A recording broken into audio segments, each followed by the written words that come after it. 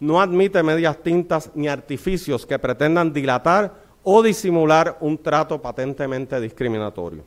De otra parte, el análisis histórico comparativo se complementa también a través del estudio del alcance imperial de la zona del Canal de Panamá y de las naciones indígenas del continente norteamericano. Ciertamente, las experiencias de otros territorios, naciones y jurisdicciones que actualmente sufren las consecuencias del coloniaje o que por el contrario han logrado zafarse del yugo de la colonización, sirven de lecciones en torno a los procesos, estrategias y caminos a seguir.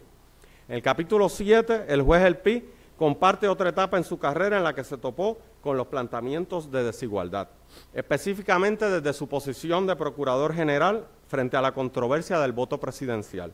Mediante una analogía con el escenario de desigualdad que confrontaban los afroamericanos ante las omisiones de las ramas ejecutivas y legislativas, el entonces Procurador General argumentó que procedía a la concesión de remedios judiciales para evitar la situación antidemocrática de que subsistan dos tipos de ciudadanía en los Estados Unidos, relegando a los residentes de los territorios en la privación de derechos fundamentales.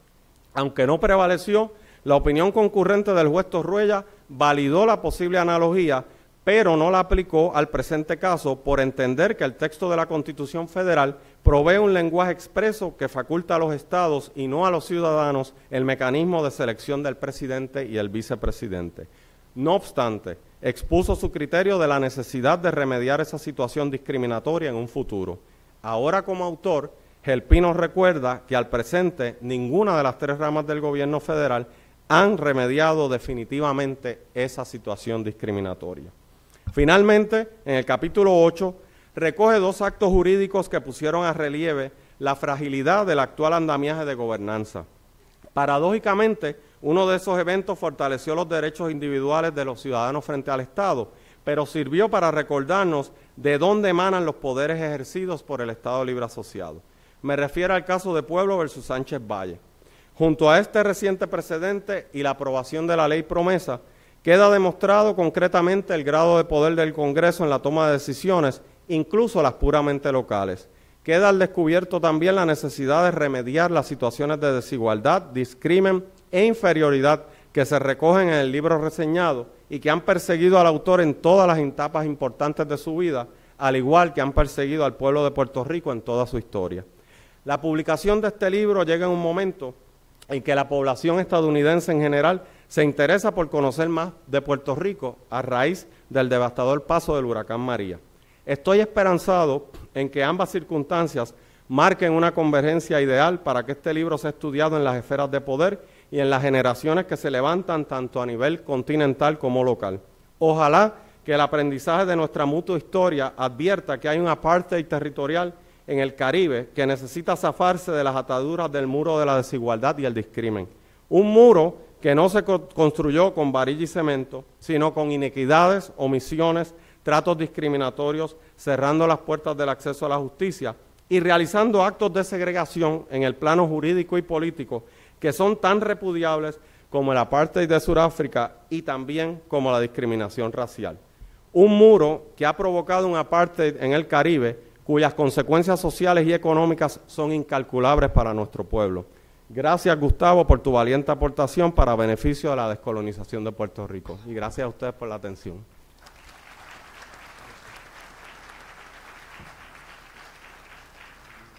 Gracias, juez Estrella. Vamos a continuar las presentaciones. Ahora le corresponde el turno al juez Torruella. Si quiere hacerlo sentado, juez, si quiere hacerlo desde el podio, con mucho gusto. Quiero demostrar que todavía me puedo parar.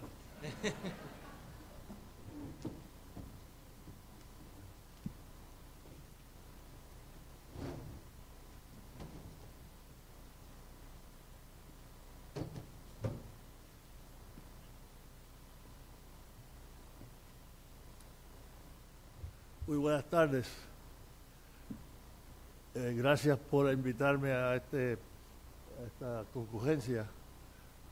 Y saludos a todos mis amigos que veo por ahí distribuidos para que no me tiren tomates al final.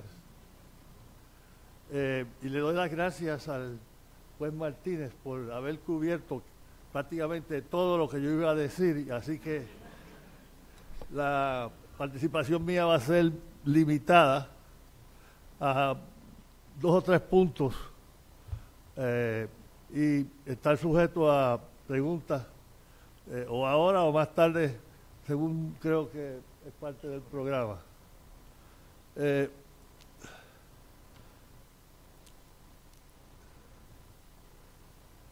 El libro para mí es excelente.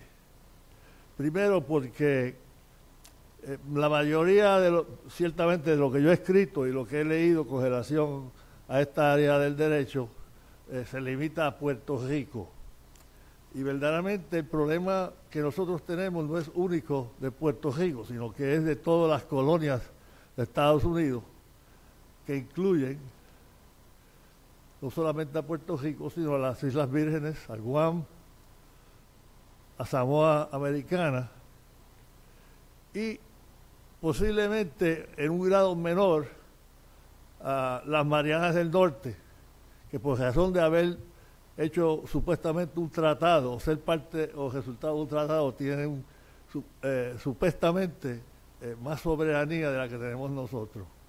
Eso está todavía en veremos porque hay varios casos que han ido al 9º circuito y el 9º circuito no ha sido no ha simpatizado mucho con esa teoría, así que veremos a ver si llega eso al Tribunal Supremo y lo que dicen.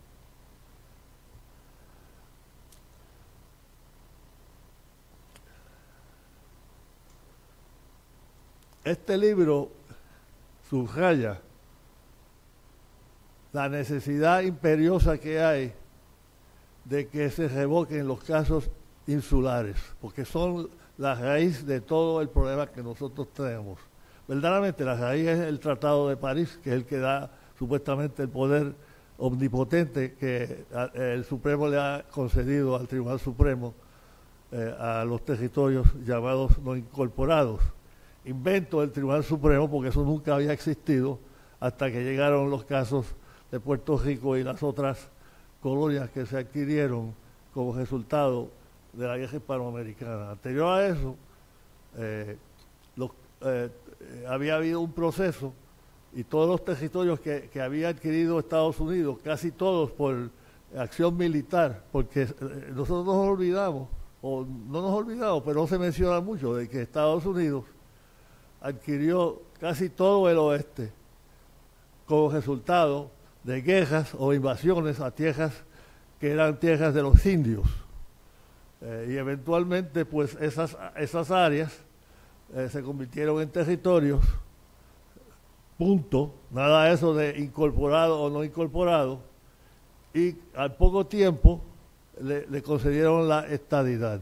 El último estado fue Arizona, en 1924, si vamos a ver, hace menos de 100 años. Arizona y Nuevo México han sido estados menos tiempo de lo que nosotros hemos sido colonia. Nosotros llevamos 117 años, si mal no me equivoco, o 18, dependiendo de si se empieza el 98 o el 99.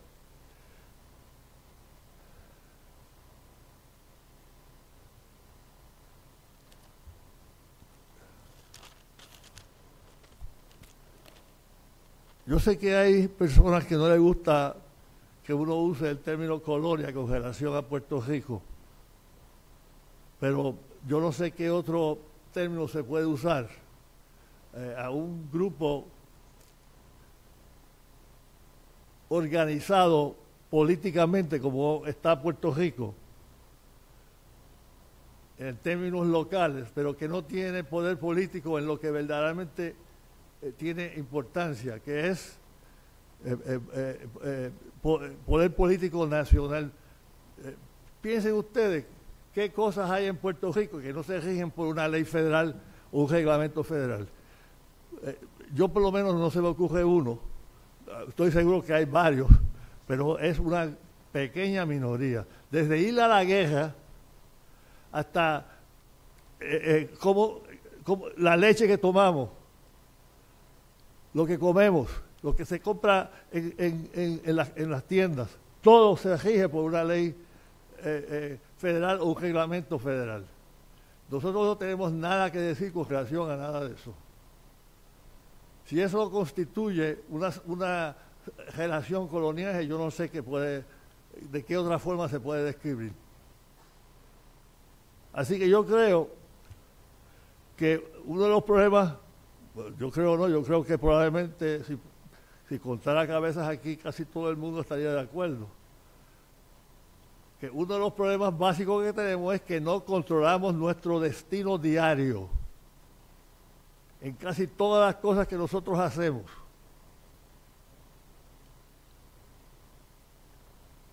Y yo no voy a entrar en cómo estamos en la situación económica que nos está hundiendo de día a día. Pero en síntesis, en mi opinión, la razón es que no hemos tenido poder político en el Congreso, y el Congreso, desde el día primero hasta ahora, ha sido el culpable. Nosotros tenemos cierta culpa, no voy a decir lo contrario, pero la base del problema ha sido cómo nos ha manejado el Congreso a los puertorriqueños y a Puerto Rico.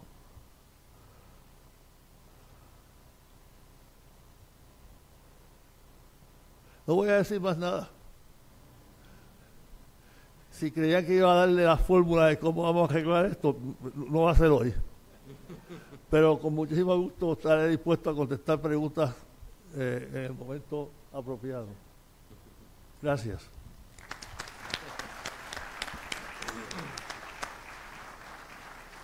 Muchas gracias, Westor Reyes. Ahora le damos la bienvenida a Gustavo Gelpi.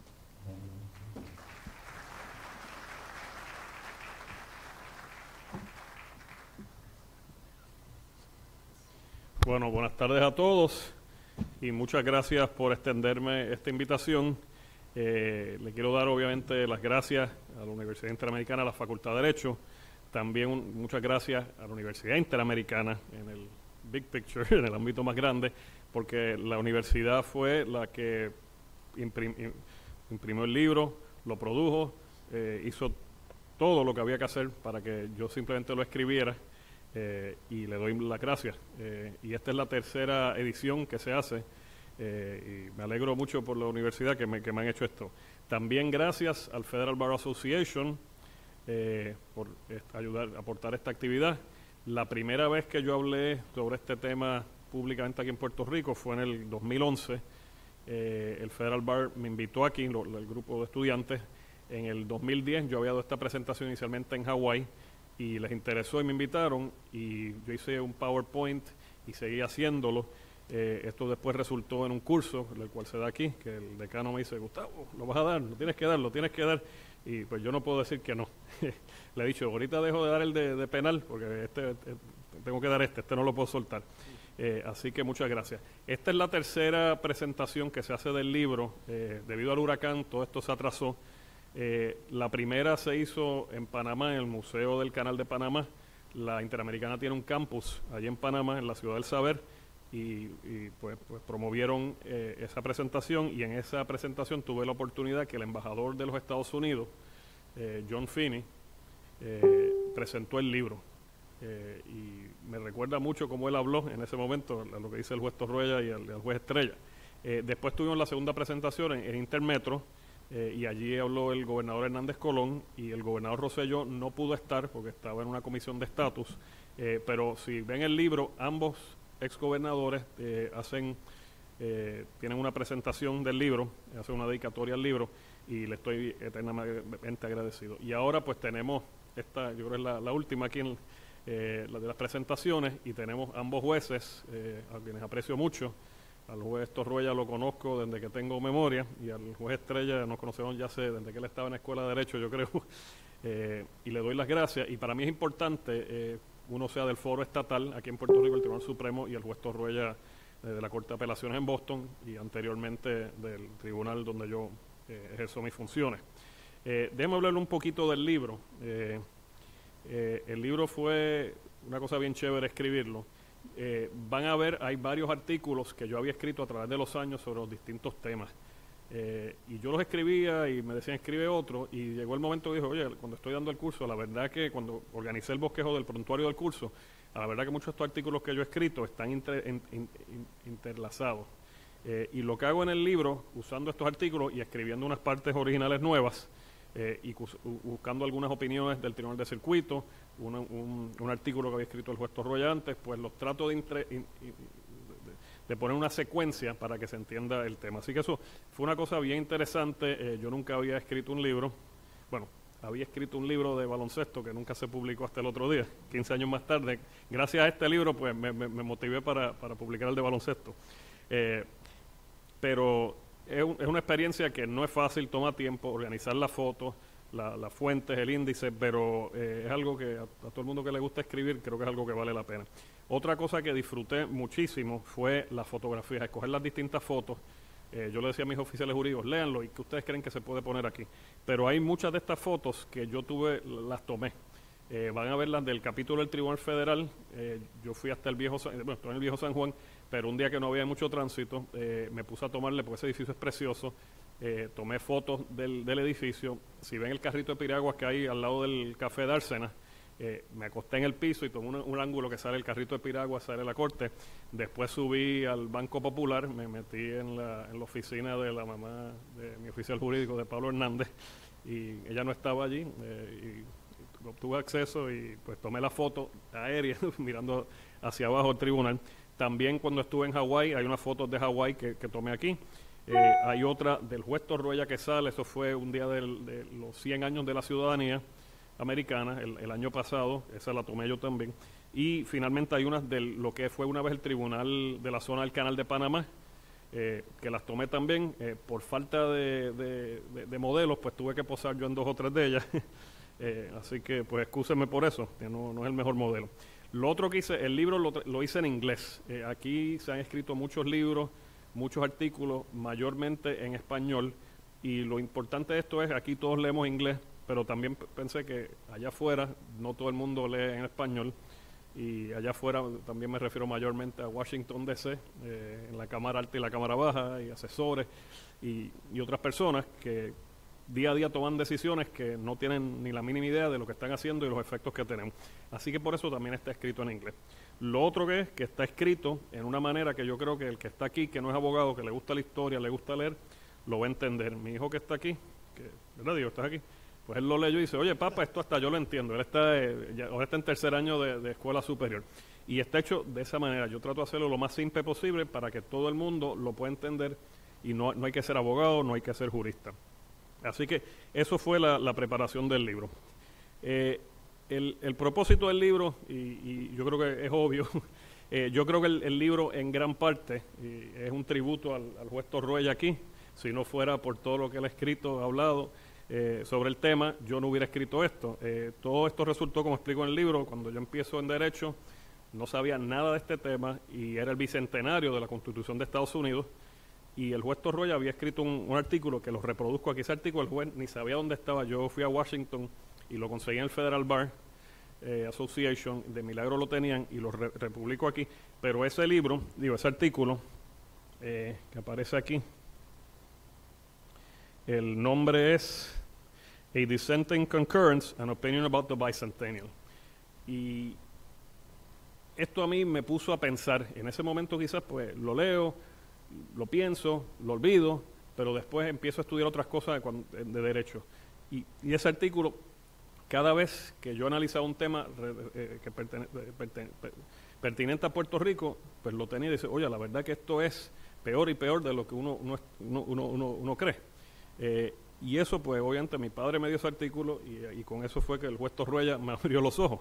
Luego tuve, a través de mis años como abogado, tanto en casos criminales federales, siempre surgían estos issues, cosas de Puerto Rico, que eran cosas que en ningún otro sitio uno iba. ¿Por qué se iba a levantar el estatus del estado de Massachusetts o de Rhode Island o de Texas? Eso no pasaba, pero aquí había cosas que eran interesantes y que tenía que ver con ese issue. Y del issue de doble exposición muchas veces era un issue que surgía. El primer circuito en Puerto Rico, el Supremo había resuelto que no había doble exposición si Puerto Rico acusaba primero, después el primer circuito, el gobierno federal, y viceversa. Pero el primer circuito también, en una opinión que era 2-1 con una disidente, que era del juez Torroya, había resuelto que no era doble exposición. Pero ese era el tipo de caso que se sigan levantando. Y yo me acuerdo, había casos también que, por ejemplo, mira que si la Constitución de Puerto Rico prohíbe la pena de muerte, como aquí, el gobierno federal puede imponer la pena de muerte, lo mismo las grabaciones electrónicas. Y el ámbito criminal era bien interesante. Cuando yo llego a justicia y fui procurador general, era cuando el gobernador Rosselló, y digo Rosselló 1, porque ahora tenemos el otro gobernador Rosselló, levantaron este issue, y el gobernador Rosselló me nombra procurador, y yo le decía, mire, gobernador, estos issues, la jurisprudencia es bien mala. Y yo me acuerdo que me decía, yo fui médico, si se me está muriendo un niño de 3 o 4 años, yo lo voy a tratar de salvar aunque todo me diga que se va a morir. Y así salvé a muchos. Así que invéntate algo. Y ahí surgió la ley del voto presidencial. Yo tuve que defender eso en Boston. También aquí en Puerto Rico, el profesor Gorrín fue uno de los abogados de la otra parte en ese issue. Pero yo fui a Boston y ese caso argumenté. Ese fue el caso de Igartúa 2. El licenciado Igartúa está aquí, que no, yo siempre lo invito. Y fuimos para allá y argumentamos. El juez Torroya estuvo en ese panel y ahí salió la opinión concurrente que está reproducida aquí. Luego llegó al Tribunal Federal unos años más tarde y también empiezan a surgir estas cosas. Y uno de los issues que, como digo, estos son los issues que a través del libro van a ver. El tema más grande que yo hablo a través de todo el libro es el déficit democrático que como ciudadanos americanos aquí en Puerto Rico, ciudadanos estadounidenses, porque si uno dice americano puede ser centroamericano, suramericano, ciudadanos estadounidenses, tenemos aquí las personas que estamos en Puerto Rico. Y otro tema bien principal es el consentimiento del gobernado. Y son temas que el juez Torroya mencionó. Una cosa que yo siempre recalco, y lo digo, y aquí cualquier persona que nació después de enero del 1941, todos nosotros que nacimos después de esa fecha, creo que hay uno o dos en la segunda fila que no, pero somos ciudadanos de Estados Unidos por nacimiento, natural born US citizens. La misma ciudadanía que tiene un tejano de Estados Unidos, una persona que nace en Montana, que nace en Florida, que nace en Nueva York. Los que nacieron antes del 41 son ciudadanos bajo el Jones Act, como yo se lo digo a mi papá, yo le digo, tú eres ciudadano del Jones Act.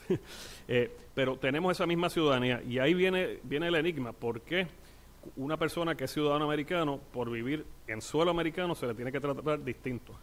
Yo a veces cuando viajo y la gente dice, no, pero que ustedes son puertorriqueños, y yo le digo, mire, son ciudadanos americanos de nacimiento, pero también están personas, y aquí por ejemplo veo al licenciado David Indiano, él no es de aquí, él nació en Ohio, viene a vivir a Puerto Rico, nació allá, él no es Puerto Rican born, pero cuando viene a Puerto Rico, él hace yo no sé cuántos años no ha podido votar por su comandante en jefe.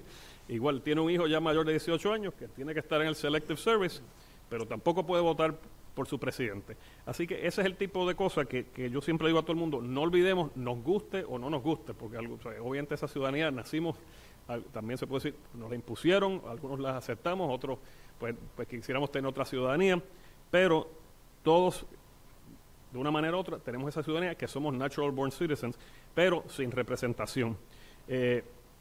Eso brinco al último capítulo, después echo un poquito para atrás, pero es una cosa interesante porque una de las cosas que yo digo con esto luego de Sánchez Valle, y Sánchez Valle se han escrito artículos, que si Sánchez Valle no cambia el estatus, que si el Estado Libre Asociado sobrevive Sánchez Valle, eso es una controversia, no me voy a meter en eso, pero sea lo que sea, el Congreso leyó Sánchez Valle de una manera, la mayoría de las personas lo han leído de la misma manera que lo lee Sánchez Valle, y básicamente lo que ha creado Sánchez Valle es que básicamente ha mostrado que estamos, a todos los efectos, en el 1900 todavía, cuando se pasó la ley Foraker, después la ley Jones, estamos en ese tiempo, porque el Congreso ha creado una entidad que tiene más poderes que los 3 poderes constitucionales de Puerto Rico para los asuntos fiscales, y la colocó y la creó como una entidad, no es una entidad del gobierno federal, es una entidad del gobierno de Puerto Rico, pero el presidente nombra a esas personas, y es algo parecido de lo que ocurrió en 1900 al 1917. No estoy criticándolo, no lo estoy defendiendo, pero del punto de vista constitucional eso es un déficit, porque eso no ocurriría en ningún estado de la Unión. Otro tema que yo tengo atrás del libro y que se discutió por ambos jueces, yo comparo varios de los territorios y cómo se han tratado. Y una cosa que es también interesante, porque si uno dice, mira, si yo soy ciudadano de Estados Unidos y vivo en Puerto Rico o en cualquier territorio, pues mira, en los territorios soy ciudadano de segunda categoría. Pero el problema es que si yo o cualquiera de ustedes brinque y nos mudamos a las Islas Vírgenes, nos cambian esos derechos que tenemos en ese territorio. Si después nos vamos a Guam, o nos vamos a Samoa, o nos vamos a las Islas Marianas, nos van a cambiar esos derechos. Una cosa, del punto de vista que no es un derecho individual, pero aquí el primer circuito, el Tribunal Supremo de Puerto Rico, han aplicado la cláusula de comercio. Igual en las Islas Vírgenes. La cláusula de comercio no permite que se discrimine en comercio interestatal. Ahora mismo, si pudiéramos discriminar, después del huracán, las industrias locales podrían discriminar y eso pues, podría ayudar en alguna manera a la economía. Pero eso no se puede ayudar porque Puerto Rico se considera un estado, aunque no es un estado de la Unión, para la cláusula de comercio. En el 9º circuito, en Guam, en las Islas Marianas, no aplica la cláusula de comercio. Y entonces pues vemos ese trato desigual. Lo mismo, uno dice, en todos los territorios uno no puede votar por el presidente, y esa es la regla general. Pero hay una ley que se llama, que yo también la ataqué, y el juez ha escrito sobre ella, el Uniform Overseas Citizens Voting Act, UOCAVA. Y bajo esa ley, si por ejemplo yo me mudo del estado de Massachusetts a Cuba, o me voy a Francia, y aunque yo diga jamás vuelvo a pisar los Estados Unidos, yo todavía sigo votando por el presidente, por mis 2 senadores y por mi congresista. Me mudo a Puerto Rico o a cualquier territorio, no puedo votar ya por estos representantes. La excepción hay una, y es en las Islas Marianas, que en las Islas Marianas, cuando se pasa esa ley, es el mismo año que las Marianas pasan de ser un Trust Territory y pasan a ser un territorio de los Estados Unidos. Y las Islas Marianas no se incluye en eso, así que la persona que se muda de cualquier estado a las Islas Marianas, pues sigue votando por el presidente en el último estado de residencia. Aquí no lo podemos hacer. Así que ese es el tipo de cosas que son esas incongruencias de territorio a territorio. Y como digo, si uno va, cuanto derecho haya, derechos fundamentales o no fundamentales, aplican. Y una de las cosas también que el juez Torroya ha escrito bastante, pero el problema más grande también es que muchas de estas doctrinas y los casos insulares y tribunales inferiores son los que han creado esta inigualdad. Obviamente el Tribunal Supremo con los casos insulares, pero también otros tribunales también han fomentado, o sea, es que las 3 ramas de gobierno federal han sido partícipes de esta desigualdad. Otro artículo interesante también, y el de Puerto Rico, Hawái y Filipinas, que están aquí, creo que es interesante porque Puerto Rico, Hawái y Filipinas se adquirieron a la misma vez. El Congreso, básicamente, a las Filipinas creó un ELA, pero fue un ELA de anejar a las Filipinas. En Puerto Rico crean un ELA, y es un ELA en la Guerra Fría para unirnos más a los Estados Unidos, hacernos como un Estado, pero no un Estado de la Unión. Y Hawái lo tienen como un territorio hasta que por fin le dan la estadidad. Pero ese artículo muestra, pues, lo que un territorio, las distintas vías que puede ir. Otro artículo que es interesante, otro capítulo, es el de la zona del Canal de Panamá, porque Estados Unidos, tanto en Hawái como Panamá, querían ese territorio. Ellos querían Hawái, y lo que hacen es, crean un golpe de Estado, indirectamente, pero entonces está el ejército de los Estados Unidos, y el golpe de Estado en Hawái fue el embajador de Estados Unidos con los Marines. Y entonces lo dice, no, pero hay vidas americanas, hay que protegerlas, y los protegen. Y obviamente las armas y el dinero se lo dan bajo la mesa. Lo mismo ocurrió en la zona del Canal de Panamá. La zona era Panamá era parte de Colombia, un estado. Estados Unidos quería hacer el canal, no matter what the cost, para unir los 2 océanos. Y lo que hacen es, pues, crean una insurrección, también bajo la mesa le dan dinero, tienen el Navy allá afuera, y dicen, y los colombianos, pues, no se pueden defender. Y entonces Estados Unidos acaba adquiriendo esos territorios como parte de ellos. Y ese es ese movimiento imperialista, pero aunque después el territorio del Canal de Panamá se volvió a Panamá, la Filipinas, pero la misma razón fue obtener los otros territorios, y quizás allí no fue por golpe de Estado, pero aquí se obtuvo por una guerra. Y Estados Unidos, como digo,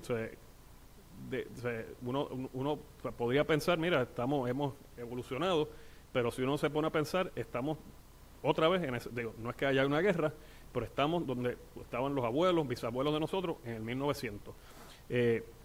Así que eso es el libro, espero que lo disfruten. Otra vez, muchas gracias a la universidad, gracias al Federal Bar, gracias a todos ustedes por estar aquí. Sé que hay gente que ha venido desde Aguadilla y de otras partes lejanas, así algunos han venido del Tribunal de la Chardón, que eso yo creo es lo más cerca. Así que gracias a todos por ustedes por venir, y le doy las gracias individualmente a cada uno. Yo creo que los he saludado a todos, y los que no los saludaré después. Así que muchas gracias.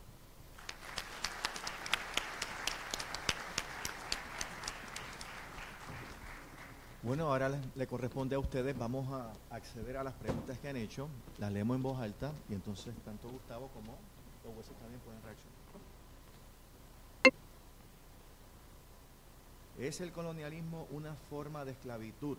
¿Aplica la tercera enmienda? Treceava, yo creo que. Sí. Bueno, yo creo que yo puedo hablar por los tres jueces. Si aplica la tercera enmienda es un issue jurídico que podría llegarnos a cada uno de nosotros, así que no debemos opinar en cuanto a eso.